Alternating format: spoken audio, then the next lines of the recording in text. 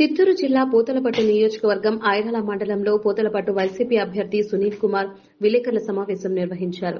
ఈ సందర్భంగా ఆయన మాట్లాడుతూ సాధారణ జెడ్పీటీసీగా ఓడిపోయిన వ్యక్తిని జిల్లా పెద్దాయన పెద్దిరెడ్డి రామచంద్రారెడ్డి జగన్మోహన్ రెడ్డి టికెట్ కేటాయించి ఎమ్మెల్యేగా గెలిపించారు. ప్రస్తుతం అలాంటి జగన్మోహన్ రెడ్డికి ద్రోహం చేసిన కాంగ్రెస్ పార్టీలో ఎంఎస్ బాబు చేరి క్షేత్రస్థాయిలో తెలుగుదేశం పార్టీతో కుమ్మక్కై కాంగ్రెస్ పార్టీకి ఓటు వేయకపోయినా పర్వాలేదు, తెలుగుదేశం పార్టీకి ఓట్లు వేయమని ప్రచారం చేస్తూ దిగజాడు రాజకీయాలు చేస్తున్నారని ఆరోపించారు. రానున్న రోజుల్లో ఆయన అధికారంలో ఉన్నప్పుడు చేసిన మోసాలు, అరాచకాలకు ప్రజలు గట్టిగా ప్రశ్నించే రోజులు ఉన్నాయని తెలిపారు. అలాగే ఎన్నికల నియమావళికి ఇచ్చిన అఫిడవిట్లో డాక్టర్ ఎంఎస్ బాబు ఏ ఆధారం ఇచ్చారని, ఇది ఎన్నికల నియమావళిని తప్పుదోవ పట్టించినట్లు కాదా అని ప్రశ్నించారు. ఈ కార్యక్రమంలో పార్టీ నాయకులు, కార్యకర్తలు పాల్గొన్నారు. ఇంత ఉన్నత స్థితికి ఎక్కడో నువ్వు మూలనున్నటువంటి వ్యక్తిని తీసుకొచ్చి ఒక సింహాసనం మీద కూర్చోబెట్టి 5 సంవత్సరాలు నీ పరిపాలన ఇస్తే నీ చేతకానితనంతో నువ్వు దిగిపోయావు.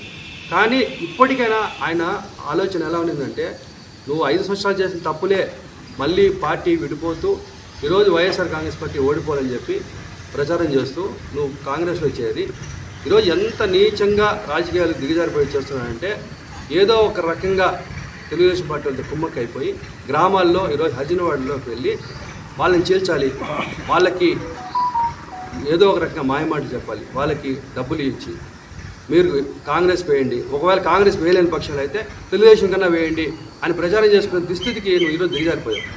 ప్రజలు ఇప్పటికే నేను చీకొడుతున్నారు. ఖచ్చితంగా రేపు నీకు కూడా బుద్ధి చెప్తారు. నువ్వు ఎటు ఏం గెలిచి నీకు గతంలో కాంగ్రెస్కి వచ్చిన 1000 ఓట్లు ఈసారి నువ్వు చేరిన దానివల్ల ఆ 1000 ఓట్లు కూడా రావు, ఇంకా కూడా తగ్గిపోతుంది.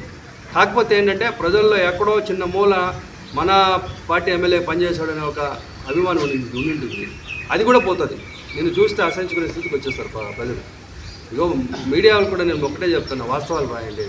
ఈరోజు అఫిడవిట్లో అతను ఏం పెట్టాడు, తన క్వాలిఫికేషన్ ఏంటి, 7వ తరగతి, డాక్టర్ బాబు బంగారం అని రాశాడు. ఎక్కడ డాక్టర్ అండి, ఎక్కడి నుంచి వచ్చాడు డాక్టర్, అతనికి ఏ డిగ్రీ చేశారు? మనం పత్రికల్లో కూడా మనం వాడేటప్పుడు వాస్తవాలు చూడాలి. అఫిడవిట్ అందరి చేతికి వచ్చింది, ఏం చదివాడో తెలుసు. ఎలా అయిపోతారు డాక్టర్ చెప్పండి? డాక్టర్ బాబు బంగారం, ఎవరు బంగారం చెప్తున్నారు? ప్రజలు తిరస్కరిస్తారు. పల్లెల్లోకి రాకుండా చాలా చోట్ల కొన్ని మండలాల్లో అసలు ఎంటర్ కూడా కాలేదు.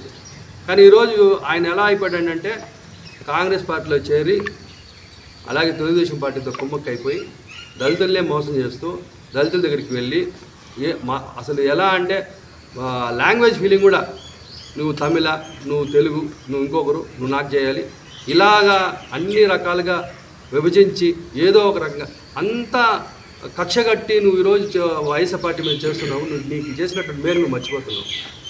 నిజంగా చెప్పాలంటే తల్లి పాలు తాగి నువ్వు రొమ్ములు గుద్దున్న పరిస్థితి కనిపిస్తుంది. నువ్వు పార్టీకి చేస్తున్నావు క్యారు. దీనికి ఒక రోజు నువ్వు జవాబు చెప్పాల్సి వస్తుంది. ప్రజల మధ్యకి నువ్వు పోలేవు. కొన్ని రోజులు ఈ ఎలక్షన్లో ప్రజాస్వామ్యం కోసం ప్రజలు ఏమన్నా ఒకవేళ వచ్చిపోతుంటే నిన్ను అబ్జెక్షన్ చేయలేదని కొన్ని చోట్ల చూసినట్టు వెళ్ళిపోతున్నారు. కానీ రేపు ఖచ్చితంగా ఎలక్షన్ అయితే ఏదైనా కార్యక్రమాలు వచ్చి నిలదీస్తారు, కానీ దరిద్రం కొడతారు. నేను దళితులకు ఒకటే మాట చెప్తున్నా, ఈరోజు ప్రజలు మోసం చేసినటువంటి పార్టీ చంద్రబాబు పార్టీ. అటువంటి పార్టీ కొమ్ము కాస్తున్నటువంటి వ్యక్తి ఎంఎస్ బాబు. ఈ 2 పార్టీలు యొక్క నీచ గుణం ప్రజలు అర్థం చేసుకోండి. ఎటువంటి ప్రలోభాలకి గురి కాకండి. నిజాయితీగా మనకు న్యాయం చేసి మనకు అభివృద్ధి చేసే విధంగా నడిచినటువంటి పార్టీ వైఎస్ఆర్ కాంగ్రెస్ పార్టీ. నిజమైన పరిపాలన అందించినటువంటి వ్యక్తి జగన్మోహన్ రెడ్డి గారు. మళ్ళీ మన అభివృద్ధికి, మన పిల్లల చదువులకి, మన భవిష్యత్తుకి ఉపయోగపడే పార్టీ కానుగుర్తుకు ఓటేసి దయచేసి ముఖ్యమంత్రిగా జగన్మోహన్ రెడ్డి గారు చేయాలని చెప్పి పిలుపునిస్తూ మీ ద్వారా ప్రజలందరికీ కూడా నేను తెలియజేసుకుంటాను. జై జగన్. జగన్మోహన్ రెడ్డి గారిని కక్షగట్టి జైల్లో పెట్టిన పార్టీ కాంగ్రెస్ పార్టీ. ఆ కుటుంబాన్ని ఎంతగా వేధించిందో మనందరికీ కూడా తెలుసు. ఆ కుటుంబంలో రాజశేఖర్ గారు చేసినటువంటి కాంగ్రెస్ పార్టీ చేసిన సేవలు మరువలేవు. రాష్ట్రంలోనే కాదు దేశంలోనే ఆయన ఒక ట్రెండ్ సృష్టించేసారు. 2 రాజకీయాల్లో సృష్టించిన వ్యక్తి రాజశేఖర్ గారు. ఒక ఆరోగ్యశ్రీ 108 వీళ్ళు చెప్పుకుంటూ పోతే చాలా ఉంటాయి. అటువంటి కడుపున పుట్టినటువంటి జగన్మోహన్ రెడ్డి ఆ కుటుంబాన్ని వాళ్ళు ఏ విధంగా ఇబ్బందులు పాలు చేస్తారో కాంగ్రెస్ పార్టీ. అటువంటి కాంగ్రెస్ పార్టీ నువ్వు జెండా మోస్తున్నావు. ఈరోజు నీకు రాజకీయ జీవితం ఇచ్చి నేను ఒక ఉన్నత స్థానానికి తెచ్చి 10 మందిలో నేను గౌరవంగా నిలబెట్టినటువంటి వ్యక్తి. కనీసం నువ్వు అసెంబ్లీలో ప్రమాణ స్వీకారం కూడా నువ్వు చేయలేనటువంటి వ్యక్తి. ఈరోజు ఒక పేపర్ ఇస్తే నువ్వు చదవలేనటువంటి వ్యక్తి.